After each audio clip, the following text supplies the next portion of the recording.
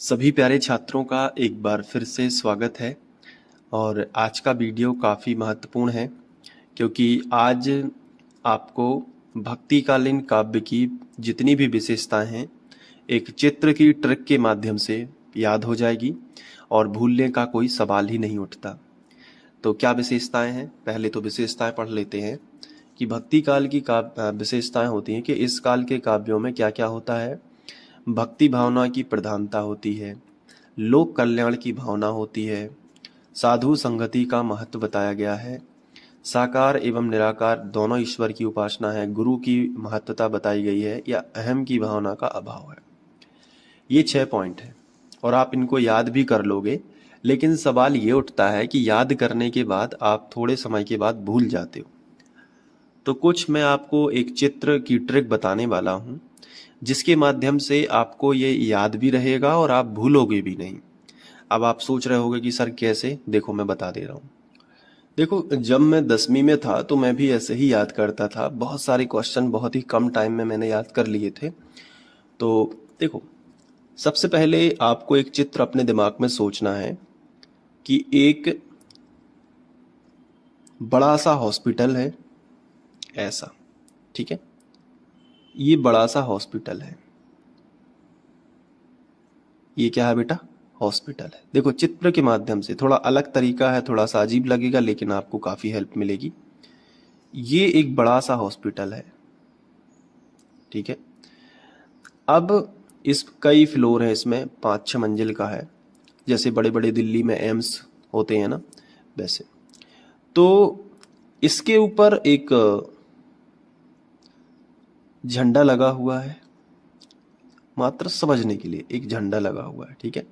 झंडा किसका प्रतीक होता है? भक्ति का प्रतीक होता है, ठीक है? अलग अलग धर्मों के अपने अपने झंडे होते हैं, वो एक आस्था का प्रतीक होता है, ठीक है? उसके नीचे क्या है? उसके नीचे क्या है? एक हॉस्पिटल है। क्लियर? उसी के बगल से एक मैदान है जिसमें एक मान के चलो कि एक सभा हो रही है। उस सभा के मुख्य अतिथि कौन है? एक यहाँ पे एक गुरु है। उस सभा के मुख्य अतिथि कौन है? गुरु बैठे हुए हैं, ऐसे समझो।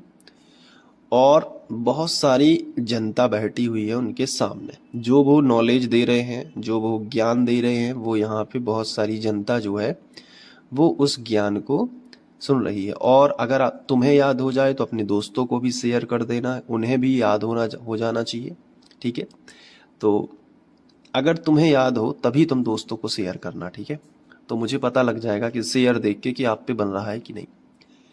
आम जनता बैठी हुई है, बताओ इतना समझ में आ गया कि नहीं? अब इसके बाद यहां पे एक फोटो लगी हुई है, एक फोटो है और फोटो में आपको यहाँ पे, तो जो हमें नहीं दिख रहा है उसे हम निराकार कह रहे हैं और जो दिख रहा है वो साकार है।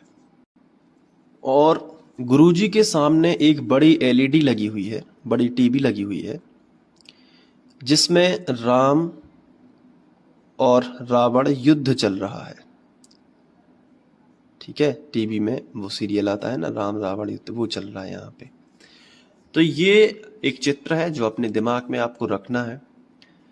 तो अस्पताल के बगल से एक कार्यक्रम हो रहा है जिसका तामझाम ये है कि वहाँ पे एक बैनर है जिसमें फोटो लगी हुई है, एक साकार भगवान की, एक निराकार भगवान की, और टीवी लगी हुई है